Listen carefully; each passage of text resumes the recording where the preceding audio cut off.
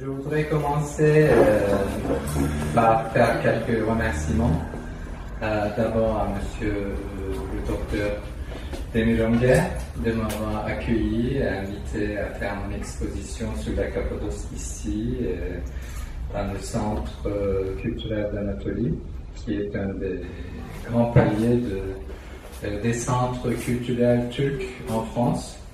C'est dans le cadre de la semaine culturelle étrangère en France, dont notre centre culturel fait partie.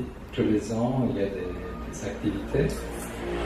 Puis je voudrais remercier le président de l'association L'Union, Marc Buker, et son bras droit, Yağız, qui est là pour représenter l'Union. Je vais vous parler un peu de mon expo sur la Cappadoce. Moi, je suis un amoureux de la Cappadoce, qui est une région extraordinaire, unique dans le monde.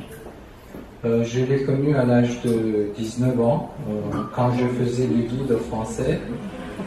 Je suis diplômé comme les membres de l'Union de Saint-Joseph. J'ai fait le guide pendant une dizaine d'années et je suis vraiment attaché à cette région qui a plusieurs spécialités, plusieurs aspects différents, géographiques, géologiques, historiques, et puis humaines aussi, ethnographiques. C'est le berceau des civilisations où il y a eu les premiers chrétiens. Historiquement, il y a les églises rupestres qui ont été découvertes par Paul Lucas, qui a découvert cette région. Il a fait des dessins de la région, il a décrit au roi et aux gens et il a été discrédité à cause de cette description et de ces dessins. Le roi l'a pris, il a eu signe, il a perdu la tête. Il n'y a pas d'endroit comme ça, il ne croyait pas. Et 2 siècles après, le siècle dernier, il a Père Géafanion. Géafanion, qui était envoyé comme livre sur la Cappadoce. Il a dessiné toutes les églises rupestres avec les fresques rupestres de ces églises. Donc, je suis attaché, et je suis amoureux de cette région.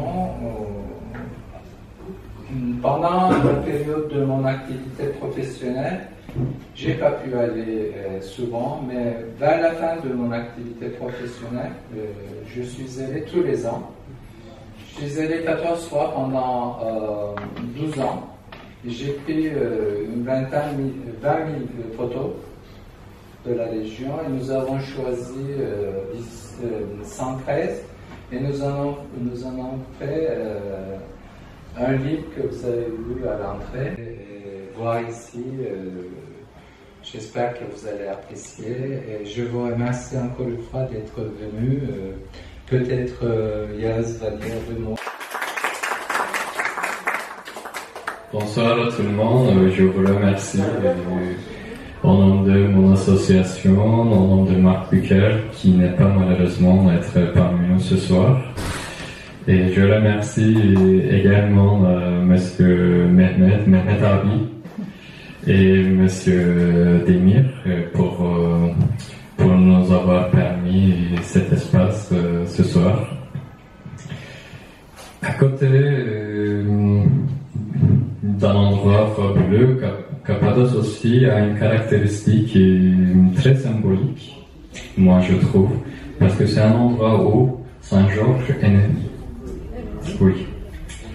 Et du coup, comme vous savez, le symbole de Saint-Georges, c'est une croix à la Corse, à Barcelone, et même en Russie. C'est le symbole le plus utilisé en Russie.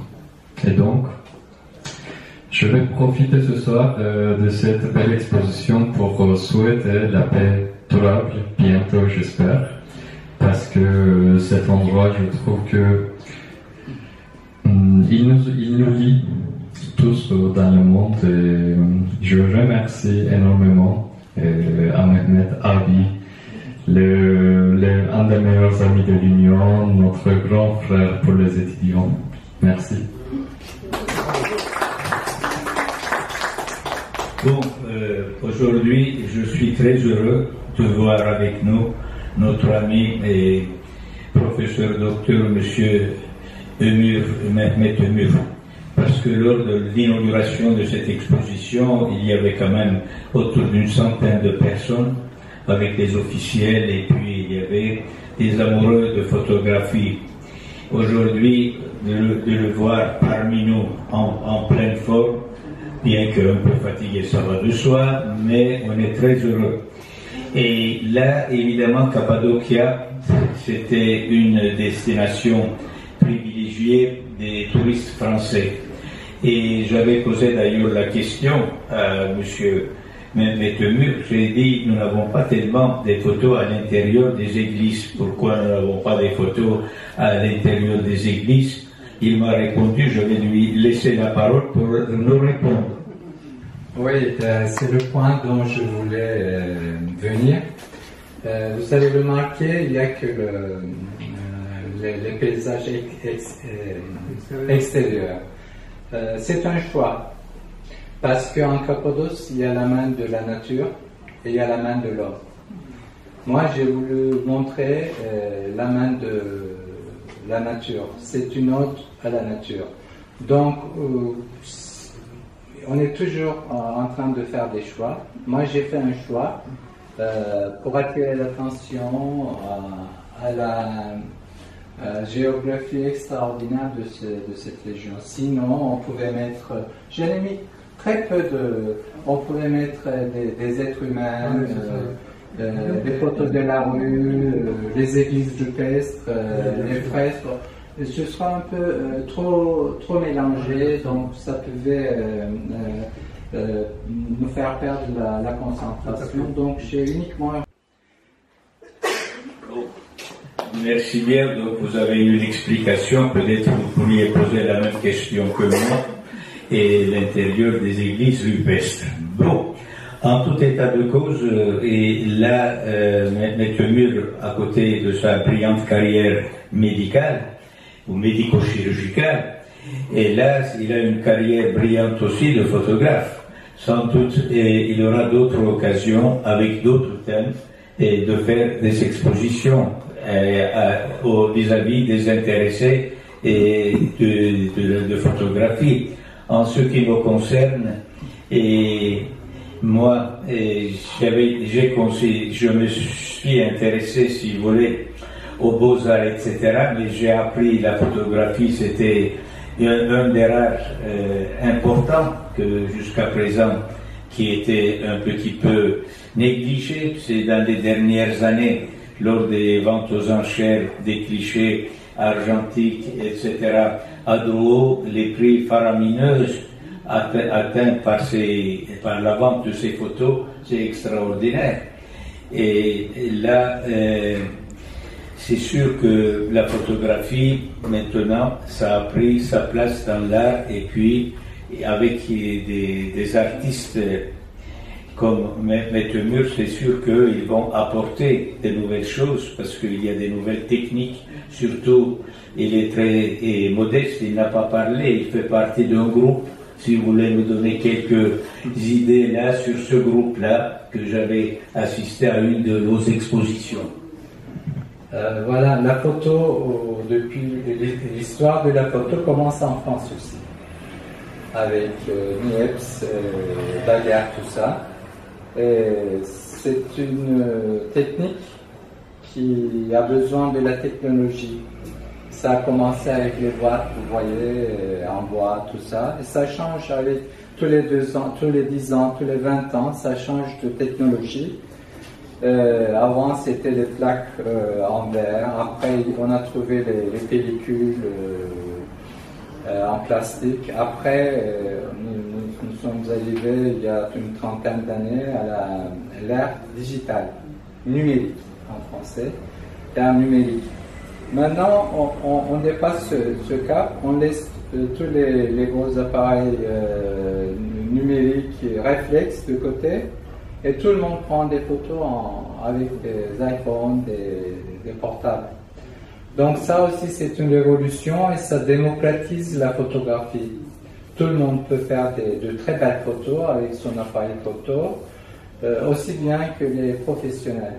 Il suffit de prendre quelques cours, parce que les appareils, les ingénieurs de Apple, ils sont génieux, et ils arrivent à mettre de la technologie ultra moderne, des intelligences artificielles. Avec ça, il suffit de toucher le déclencheur et vous prenez des photos extraordinaires. Pas besoin de faire des réglages, tout se fait tout seul. Il suffit de trouver la lumière, le cadrage. Et bien là, moi j'ai vu ça il y a une dizaine d'années. J'ai pris mon appareil photo et je me suis lancé dedans. Et j'ai découvert que une fois que vous prenez une belle photo avec votre appareil photo, sur votre appareil photo il y a des applications qui vous servent à transformer les photos en peinture sur huile, en peinture aquarelle, tout ce que vous voulez. Vous pouvez faire des collages très facilement avec 3 touches. Vous pouvez faire des œuvres surréalistes. Donc, vous changez de cap. Vous entrez en photographe, vous sortez en artiste numérique. Voilà, tout se change comme le monde aujourd'hui change très, très rapidement. La photo aussi change. Je donne des cours de iPhone photographie. Je crée des images sur mon iPhone, des images comme je citais, collage, sujet, peinture, etc., des dessins, tout ça. Voilà, j'ai dit. J'ai essayé d'expliquer ce que je fais. Merci beaucoup. Juste en ce qui me concerne, et ma vision de l'art photographique a changé grâce à M. Brazaï, que j'étais son médecin. Et puis, sur ces 6 messes quand même, il y a eu des expositions des photographes turcs comme Ara Güler, Gültekin Çizgen, İzzet Kelibar. Donc vous êtes dans ces grands-là aussi. Et en tout cas, je vous remercie de votre présence, malgré les difficultés de trafic qui existent, malgré une journée assez fatigante. Et merci beaucoup à M. Mettemur qui nous a donné encore de bonnes idées. Avec lui, on apprend toujours quelque chose. Et puis, je souhaite un bon rétablissement à notre ami Marc. Merci.